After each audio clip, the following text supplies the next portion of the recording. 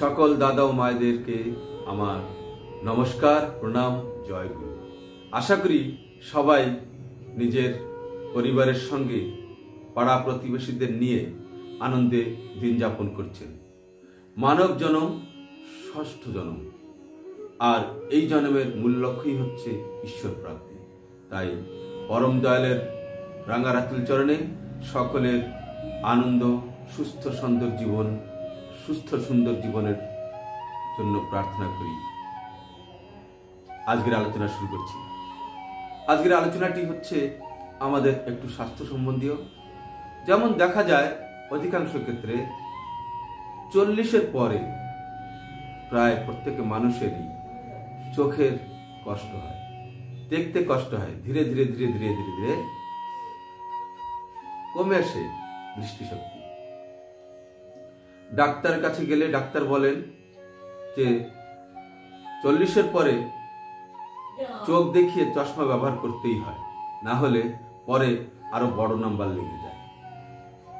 তো আমরা প্রত্যেকেই প্রায় অল্প হতে 30-এর পর থেকেই চোখের সমস্যায় পীড়িত।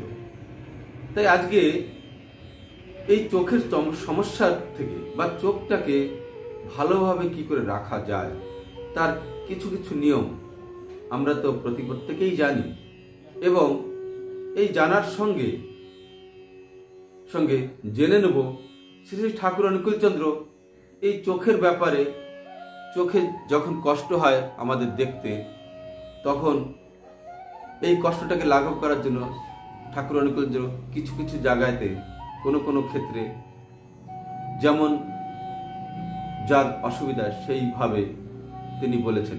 আমি দুই একটা জায়গা থেকে আপনাদেরকে জানাচ্ছি যে আমার পরম দয়াল পরম প্রেমময় শ্রী ঠাকুর অনুকূলচন্দ্র চোখের যত্ন কিভাবে নিতে বলেছেন। তো একটা জায়গা দীপরক্ষী বইতে শ্রী ঠাকুরের 18 বৈশাখ 1360 সাল 2রা মে 1953 সালের কথোপকথনে বলেছেন, সেদিন সকালে শ্রী শ্রী ঠাকুর জ্যোতি আশ্রমে এসে বসেছেন। শচীনদার চোখটা ইদানিং একটু খারাপ যাচ্ছে। সে কথা শুনে শ্রী ঠাকুর বললেন, তিলের নাড়ু, তিলের বড়া এগুলি আমাদের দেশের খুব ভালো জিনিস। শচীনদা, আপনি যখনই চোখ ধোবেন তখনই চোখে ঠান্ডা জলের ঝাপটা দেবেন। আপনি যখনই চোখ ধোবেন তখনই চোখে ঠান্ডা জলের ঝাপটা দেওয়া ভালো। খুব ভোরে উঠে অল্প আধার থাকতে বাইরে বেড়াবেন, আর খুব দূরে তাকিয়ে দূরের জিনিস দেখতে চেষ্টা করবেন। তাহলে আমরা এই যে ভোরে উঠলেই আমাদের শরীরের বায়ু, পিত্ত, কফ এই তিনটে জিনিসই আমাদের সবকিছু মেনটেন করে আমাদের শরীর। তো এই তিনটে জিনিস দমন হয়ে থাকে, বসে থাকে। তাই ভোরে উঠে ঠাকুর বলছেন একটু একটু আধার থাকবে, তখন বাইরে বেড়াতে হবে এবং দূরের জিনিসগুলি দেখার চেষ্টা করতে হবে। আর আমি এটা আমার নিজের জীবনেও দেখেছি। যখনই আমি ভোরে উঠি না বা উঠতে লেট হয়ে যায় বা কোনো কারণে হয়তো দেখা গেল প্রার্থনা সেরে আমরা আমাদের প্রবৃত্তিমুখী হয়ে আবার শুয়ে পড়ি কখনো কখনো। তো যখন আমি শুয়ে পড়ি সেদিন দেখা যায় কি আমার চোখ খুলতেই কষ্ট হয়, আর চোখ দিয়ে জল পড়ে। আবার যেদিন আমি ভোরে উঠি সেদিন দেখা যায় কি চোখ দিয়ে জল পড়াটা কম হয়। আর রেগুলার যখন উঠতে থাকি তখন ওটা বুঝতেই পারি না যে চোখ দিয়ে জল পড়ে। দীপরক্ষী বইয়ের আরেকটা জায়গাতে বলছেন, সেদিন ছিল 12ই জ্যৈষ্ঠ 1360 সাল 26শে মে 1953 সাল। শ্রী শ্রী ঠাকুর সন্ধ্যার সময় খোলা বাঁধানো জায়গাটিতে এসে বসেছেন। কাছে অনেকেই আছেন। জনেক দাদা, আমার চোখের অসুখের জন্য ডাক্তার কালিদাকে দেখিয়েছিলাম। তিনি বললেন এ রোগ আরোগ্য হবে না। শ্রী ঠাকুর বলছেন, এই শোন, কৃষ্ণতিল খা আর কলা খা, আর দিনের মধ্যে মিনিট 5 2 হাত দিয়ে চোখ ঢেকে রেখে এমনি করে থাকলে ভালো হয়।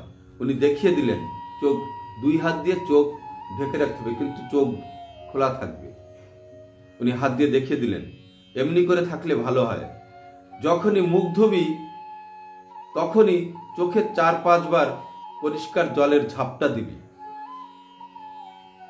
চোখ যখন ঢেকে রাখবি তখন আলগা করে রাখবি, মানে চোখটাকে খোলা রাখতে হবে। আর খুব ভোরে উঠে দূরে তাকাবার চেষ্টা করবি। তিলটা কালো তিল হওয়া দরকার, আর কলা সবরি অথবা বিচে কলা হলে ভালো হয়। এই করে দেখ কি হয়।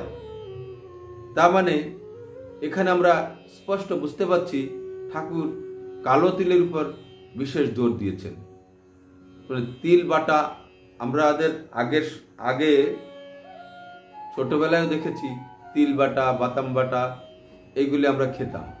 আজকাল সেগুলি তার প্রথাটা কমে গেছে, হয়তো কেউ কেউ খায়।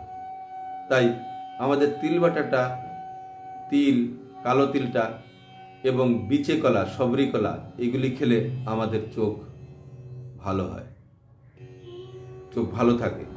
তাই আর একটা জিনিস কি বললেন, মুখ ধুবি যখন চোখে 4-5 বার পরিষ্কার জলের ঝাপটা দিবি। তো এই হলো আমার শ্রী শ্রী ঠাকুরের চোখের সাধারণভাবে যত্ন নেওয়ার পরামর্শ। এবং এটিকে যদি আমরা নিয়মিতভাবে আমাদের রুটিনের মধ্যে করে নিই, হয়তো চোখের ব্যায়াম আমাদের থাকবে না।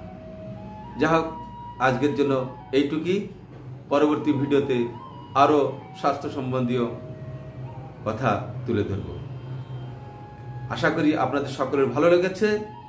এবং এই চোখের কষ্ট নিয়ে আমরা অধিকাংশ মানুষই ভুগছি, তাই এটাকে যদি আমরা বাস্তবে করি তাহলে আমরা উপকৃত হব এবং ঠাকুরের কথাও মনে পড়বে। এটুকুই বলে আমার বক্তব্য এখানে শেষ করছি। লাইক, কমেন্ট ও সাবস্ক্রাইব করতে ভুলবেন না। আমি আরও ভিডিও আপনাদের জন্য এমনি করে নিয়ে আসবো। জয়, সর্বে সুখিনো ভবন্তু।